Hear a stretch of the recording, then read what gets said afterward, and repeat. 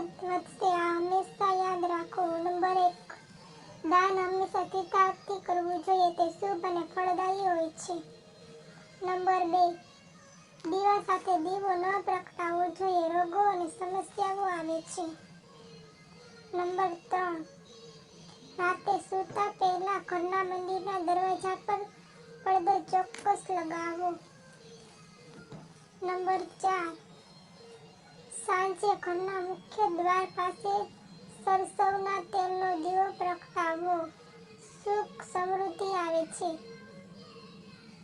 Number 5, સાંજના સમયે થોડો કપૂર જરૂર બાળવો જોઈએ, તેનાથી ઘરની નકારાત્મક દૂર થાય છે.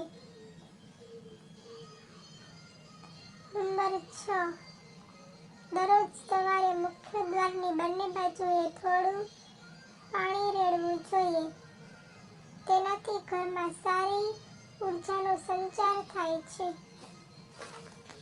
જો વિડીયો સારો લાગ્યો હોય તો લાઈક, કમેન્ટ અને સબસ્ક્રાઇબ કરવાનું ભૂલતા નહીં.